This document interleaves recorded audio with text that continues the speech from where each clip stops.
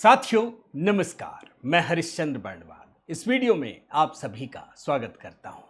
दोस्तों, ममता बनर्जी के आखिरी किले पर सॉलिड प्रहार किया गया है। यह मानकर चलिए आखिरी प्रहार चल रहा है और यह प्रहार ऐसा है दोस्तों कि एक साथ ममता बनर्जी के 4 खूंटे गिर गए हैं।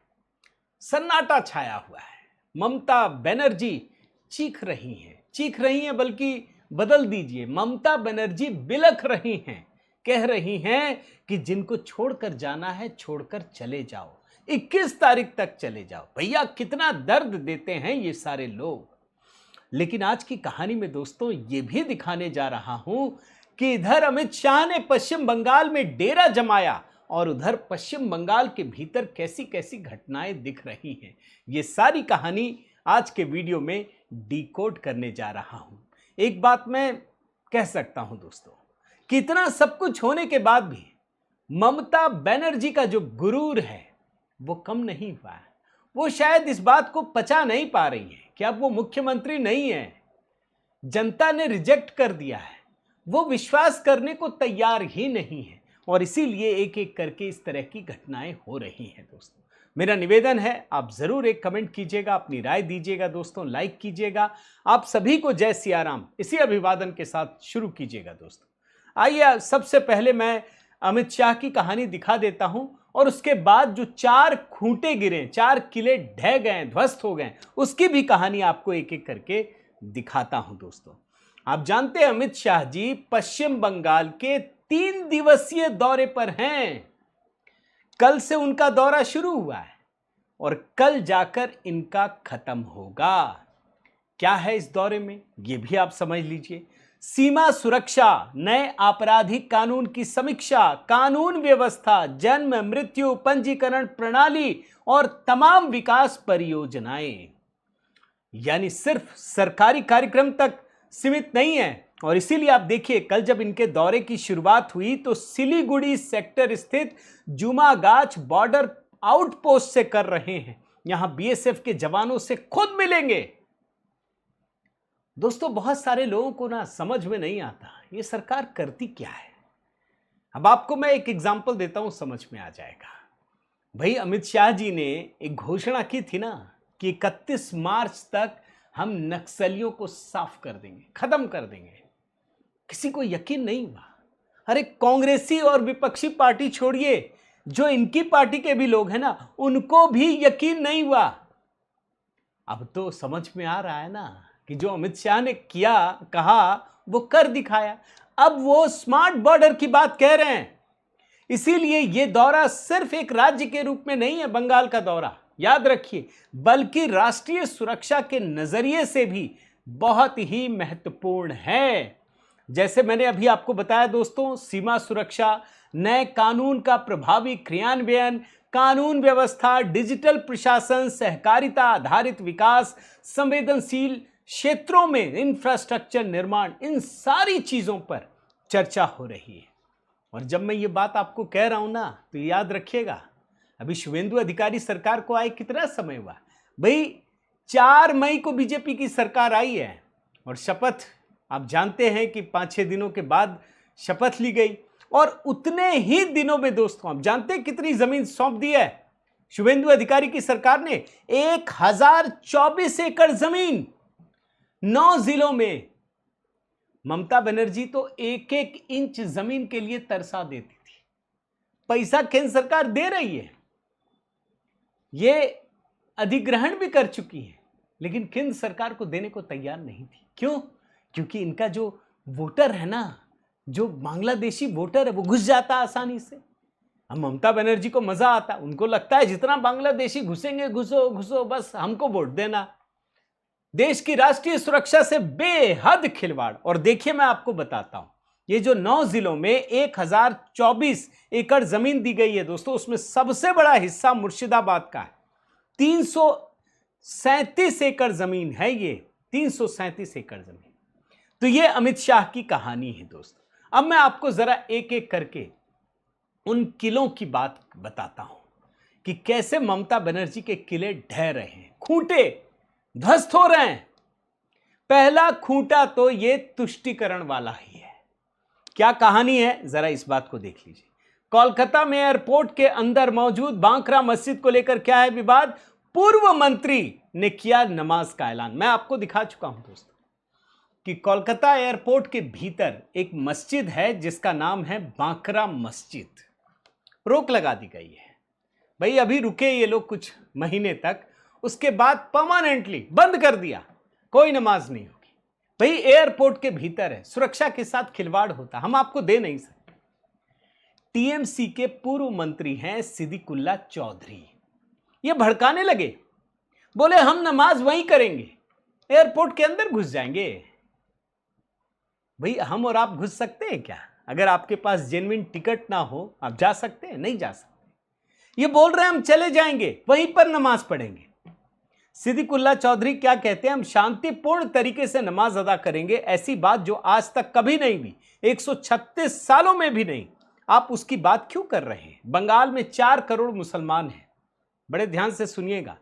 उनमें से 1/4 लोगों से नमाज पढ़ने के लिए कहा है। यह काला बैंड दिखाता है, काला बैंड, कि हम दुखी हैं, कोई विरोध प्रदर्शन नहीं, साथ रहने के लिए शांति और सद्भाव जरूरी है। फिर वो हिंदू मुसलमान की बात करते हैं कि हम एक साथ है, अलग नहीं होंगे। तो एयरपोर्ट के अंदर घुस जाइएगा। अरे ममता बनर्जी तुष्टीकरण कर रही थी। जब ये सारी चीजें हुई दोस्तों, तो केंद्रीय मंत्री हैं सुकांत मजूमदार, बंगाल से हैं, वो साफ साफ कहते हैं कि देखो भैया सिद्दीकुल्ला चौधरी जी, आपको प्रदर्शन करना है कीजिए, लोकतंत्र है, सबको आजादी है, लेकिन अगर आप 1 करोड़ 1 लाख या जितने भी लोगों को ले जाकर एयरपोर्ट में घुसने की योजना बना रहे हैं, तो एक बात याद रखिएगा, पिछली सरकार ने तस्लीमा नसरीन के खिलाफ ऐसे ही प्रदर्शनों की अनुमति दी थी, मूक दर्शक बनी रही। उसके बाद तृणमूल कांग्रेस की सरकार आई, वो भी लड्डू बांटने का काम करती थी। लेकिन अभी जो हमारी सरकार है ना, जो भाजपा की सरकार है, वो कानून तोड़ने वालों के खिलाफ लठ बजाएगी। ये सब का है, आप देख लीजिए क्या लिखा है। But the government now in West Bengal will use the stick for those who violate the law. अगर कानून तोड़ेंगे तो लठ बजाएंगे, साफ कह दिया। भारी संख्या में वहां पर केंद्रीय सशस्त्र बल और रैपिड एक्शन फोर्स, पुलिस, सबको तैनात कर दिया गया। धारा 163 के तहत निषेधाज्ञा लागू कर दी गई, यानी 4 या अधिक लोग जमा नहीं हो सकते। किसी की हिम्मत नहीं हुई, खत्म हो गया। यह पहला किला है दोस्तों, तुष्टीकरण वाला, यह ढह गया, क्योंकि इनके सबसे बड़े मंत्री हैं ये जो बोल रहे थे। यानी जो तुष्टीकरण की कहानी, जिसको चुनौती देने की कोशिश की गई, वो खत्म हो गया, स्वाहा हो गया। और मैं देख रहा था एएनआई में एक विजुअल आया दोस्तों, विजुअल तो नहीं दिखाऊंगा क्योंकि कॉपीराइट का इश्यू हो सकता है। देख रहे हैं, शाम का है, 3:55। मस्जिद देख लीजिए, अब नहीं आ पाएंगे। ये सुरक्षा के साथ खिलवाड़ है, ये एयरपोर्ट है, यहां पर विमानों की सुरक्षा के साथ खिलवाड़ है। भारतीय जनता पार्टी की सरकार ने तय कर दिया है कि अब नहीं होगा, अब इसमें कोई कोताही नहीं बरती जाएगी, यह तय हो गया है। तो यह पहला किला है। दूसरा किला, दूसरा खूंटा, अब जो मैं आपको दूसरा और तीसरा दिखा रहा हूं ना दोस्तों, दोनों में एक गजब की कहानी है, 2 लोगों के छोड़ने की कहानी, और 2 नेताओं में, याद रखिएगा जिन 2 नेताओं की अभी बात बताने जा रहा हूं, एक ममता बनर्जी के सबसे पुराने साथी, सहयोगी, सबसे पुराने, और दूसरा एकदम नया, अभी का, मार्च की बात बता रहा हूं। दोनों देखिएगा। तो दूसरा किला आपको दिखा रहा हूं। एक सज्जन है दोस्तों, ये अभी कुछ ही दिन पहले, 1 महीने पहले, ज्यादा पुरानी बात नहीं कह रहा हूं, ठीक 1 महीने पहले क्या बयान दिया था, जरा सुनिएगा, मैं पढ़ता हूं। मैं ममता बनर्जी के साथ था और ममता बनर्जी के साथ ही रहूंगा। जब मैं इस दुनिया से जाऊंगा तब भी एक वफादार के रूप में जाऊंगा, गद्दार के रूप में नहीं। जब सारे लोग ममता बनर्जी को छोड़ रहे थे ना, तो ये सज्जन है, इनका नाम है मदन मित्रा। 1 महीना पहले कहा था कि मैं साथ था, साथ रहूंगा, जब मरूंगा, मतलब दुनिया से जाऊंगा, तो वफादार के रूप में, गद्दार के रूप में नहीं। पार्टी छोड़ दी, 1 महीने में ही ऋतव्रत खेमे में शामिल हो गए। और आपको बताऊं दोस्तों, जरा मदन मित्रा और ममता बनर्जी 3 दशक से पुराना रिश्ता है। राजनीति में आने से पहले मदन मित्रा टैक्सी चालक और ट्रेड यूनियन नेता थे। दोनों ने अपने राजनीतिक करियर की शुरुआत युवा कांग्रेस से की। 21 जुलाई 1993 को, ध्यान रखिए मैं कितनी पुरानी बात कह रहा हूं, 7 साल और 26 साल यानी 34 साल, 26 4 30, 33 साल पुरानी बात बता रहा हूं। 1993 में जब युवा कांग्रेस के प्रदर्शन के दौरान पुलिस फायरिंग में 13 कार्यकर्ताओं की मौत हुई थी, ममता बनर्जी घायल हुई थी, तब मदन मित्रा उनके साथ मजबूती से खड़े रहे। उस समय की दोस्ती। और 1998 में जब ममता ने टीएमसी बनाई, बहुत सारे लोग असमंजस में थे। मदन मित्रा तुरंत छोड़ करके चले आए, बहुत बड़ी भूमिका निभाई, सबसे भरोसेमंद नेताओं में हैं। मंत्री बने, शारदा चिट फंड घोटाले में जब गिरफ्तारी हुई तब मंत्री पद को छोड़ा था, छोड़ दिया ममता बनर्जी को। यह दूसरा सबसे बड़ा किला है दोस्त, खूंटा जिसको बोलते हैं, खूंटा गाड़ के बैठ जाते हैं ना, ये खूंटा था, खत्म, निकल गए। तीसरा देखिए, तीसरा किला, ये तो एकदम नया है मामला भाई। 16 जुलाई यानी आज 18 जुलाई है दोस्तों, परसों राज्यसभा सांसद टीएमसी की रुक्मिणी मलिक उर्फ कोयल मलिक अपने पद से इस्तीफा दे देती है। अच्छा, मजे की बात क्या है, इस्तीफा देने के बाद सबसे पहले भूपेंद्र यादव से मिलने जाती हैं, सब उन्हीं से मिल रहे हैं।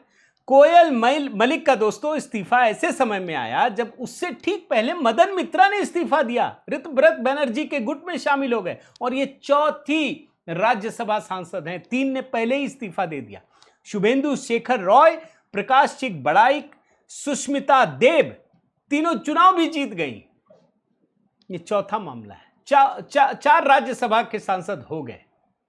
कोयल मलिक, जरा मैं आपको इनका इस्तीफा दिखाता हूं, ये देखिए, इन्होंने उपराष्ट्रपति को लिखा है, क्योंकि राज्यसभा के चेयरमैन होते हैं, उसमें लिखा कि मैं इस्तीफा दे रही हूं, और उसके बाद टीएमसी को भी छोड़ दिया। अच्छा, मजे की बात आपको बताऊं, ये जो कोयल मलिक है उर्फ रुक्मिणी मलिक 16 मार्च को टीएमसी की तरफ से राज्यसभा की सांसद बनी थी। अब भी ये पुरानी बात नहीं है, इनको 6 साल रहना है अभी, मतलब इनको 2026 में बनी है तो 26 4 30 32 में जा करके इनको छोड़ना है। अब ये टीएमसी में रहकर करेंगी क्या? 16 मार्च को राज्यसभा सांसद बनी और 6 अप्रैल 2026 को राज्यसभा सदस्य के रूप में शपथ ली। अभी तक किसी सत्र में शामिल तक नहीं हुई, छोड़ दिया। यह ममता बनर्जी के लिए सबक भी है कि आप किनको बढ़ावा देते हैं भाई। ये तब होता है ना जब आप घमंड से भर जाते हैं, आप अपने पार्टी के कैडर को छोड़ करके जिसको मर्जी उसे आप सांसद बनाने लगते, तब ये जाकर स्थिति पैदा होती है दोस्त, ये बात आप समझ लीजिए। और जब कोयल मलिक ने इस्तीफा दे दिया, उसके बाद ममता बनर्जी बौखलाई हुई हैं। वो कह रही हैं जिनको जाना है चले जाओ, 21 जुलाई तक चले जाओ। अब भैया मैं भी समझा, 21 जुलाई मैं याद दिला देता हूं, 21 जुलाई को शहीदी दिवस मनाया जाता है, जिसके लिए लड़ाई चल रही है, कौन मनाएगा। अब ये कह रही हैं कि बस चले जाओ, जिसको जाना है चले जाओ। वो बोलती है कि कोयल मलिक ने पहले हमको ईमेल कर दिया था, फिर वो बोलती है कि सबको ईडी सीबीआई का डर। अरे भाई, जो अभी राज्यसभा सांसद बनी हैं, जो आज तक एक सत्र में नहीं गई, जो फिल्मी दुनिया से जुड़ी, उनमें काहे का ईडी सीबीआई का डर है भाई। वो आपको इसलिए छोड़कर जा रही हैं क्योंकि आपकी नीति रीति लोगों को पसंद नहीं आ रही है। और ममता बनर्जी की मैं जो अकड़ बोलता हूं ना दोस्तों, जरा आप इस हेडलाइन को पढ़िए, आपको समझ में आ जाएगा। मैं तब तक जिंदा रहूंगी जब तक तुम्हारा अंत देख नहीं लेती। आप सोचिए ये क्या कह रही हैं।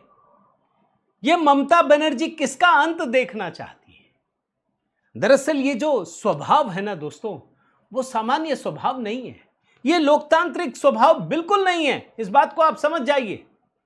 ममता बनर्जी जिस तरीके से राजनीति करती हैं वो बहुत खतरनाक है, वो लोकतांत्रिक बिल्कुल नहीं है, वो डिक्टेटर वाला एटीट्यूड है। आज सत्ता चली गई है लेकिन डराती हैं ये। बोल रही थी ना भौई की वापसी होगी, अभी कहा था ना भाई अभिषेक बनर्जी के नाम पे ऐसा बोलती हैं कि सब कुछ यही है, इसी की वजह से हम हैं। इसने कितनी मुसीबत झेली, सब अभिषेक बनर्जी में, बाकी का कोई क्रेडिट नहीं है।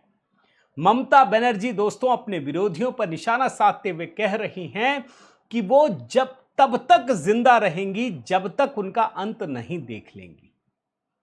अब आप सोचिए किसका अंत, क्या अंत देखना चाहती हैं। लेकिन मेरा मानना है दोस्तों कि अब ममता बनर्जी की वापसी संभव नहीं है, अब नहीं आ पाएंगे किसी भी कीमत। आप देख लीजिएगा। एक आखिरी कहानी, चौथा किला दोस्तों, ये नैरेटिव का किला है। ये बाहरी भीतरी करती है ना ममता बनर्जी, ये बिहारी है, यूपी, गुजराती, यही सब करती है ना। कल शुभेंदु अधिकारी ने एक करारा जवाब दिया दोस्तों। शुभेंदु अधिकारी बांकुड़ा के मेजिया में श्याम स्टील फैक्ट्री की एक यूनिट के शिलान्यास समारोह में पहुंचे और वहां पहुंच करके उन्होंने ममता बनर्जी को कहा कि आप जरा बांकुड़ा आकर के इस नए प्लांट को देखिए। वो जरा तंज भी कसते हैं कि अब तो आपके पास समय होगा ना, आप जरा आइए, अगर आप चाहेंगी तो हम सरकारी हेलीकॉप्टर भी मुहैया करवा देंगे। ये जो बाहरी भीतरी का रोग फैला कर रखा था ना ममता बनर्जी ने, मैं जरा कोटेशन पढ़ता हूं दोस्तों जो उन्होंने कहा है कोट अनकोट में। मैं पूर्व मुख्यमंत्री से कहूंगा कि अब आपके पास काफी समय है, आप आकर इस फैक्ट्री को जरूर देखें। क्या आप जानते हैं कि मैं ऐसा क्यों कह रहा हूं? वे जरा सी बात पर हिंदी भाषी लोगों और मारवाड़ी समुदाय को बाहरी करार देती है और दावा करती हैं कि वे बंगाल को गुजरात या उत्तर प्रदेश नहीं बनने देंगे। उन्हें आकर देखना चाहिए कि जिन्हें वे बाहरी कहती हैं उन्होंने बंगाल के विकास में क्या योगदान दिया है। करारा जवाब। भाई ये भी तो इंसानी है ना, भारतीय है ना, बांग्लादेशी आपको सुहाते हैं, ये लोग नहीं सुहाते। और शुभेंदु अधिकारी आगे कहते हैं दोस्तों कि अगर ममता बनर्जी को बांकुड़ा आने में कोई असुविधा है तो वे सिर्फ उन्हें सूचित कर दें, सरकार की तरफ से उनके लिए सरकारी हेलीकॉप्टर का इंतजाम कर दिया जाएगा ताकि वे खुद आकर इस फैक्ट्री और इसके अंदर के माहौल को देख सकें। यानी नैरेटिव बेस्ड भी जो किला है, सेकुलरिज्म का किला, दोनों ढह गया। सबसे पुराने सहयोगी वो भी किला ढह गया और जो सबसे नई सहयोगी है वो भी किला ढह गया। तो ये चार खूंटे निकल चुके हैं दोस्तों। ये समझ लीजिए आखिरी प्रहार चल रहा है और अब तो शाह ने भी डेरा जमा लिया है। उम्मीद करता हूं दोस्तों बंगाल का भविष्य बदलने वाला है। बंगाल में जो विकास की रफ्तार थम गई थी वो और तेज गति से आगे बढ़ने वाला है। आपकी क्या राय है जरूर कमेंट करके बताइएगा दोस्तों। लाइक कीजिए, शेयर कीजिए, अगर चैनल आपने नहीं सब्सक्राइब किया है जरूर कीजिए, बेल आइकन दबाइए। और हाँ दोस्तों, HB शॉर्ट्स में देखिए लगातार बहुत बड़ी बड़ी खबरों को संक्षिप्त में प्रस्तुत कर रहा हूं, तो ज़रूर देखिए। मेरे व्हाट्सएप ग्रुप से जुड़ना चाहें तो नंबर स्क्रीन पर है और किसी भी तरीके से आप हमारे इस सफ़र के सहयोगी बनना चाहते हैं तो सभी नंबर स्क्रीन पर है। बहुत बहुत धन्यवाद। जय सिया राम।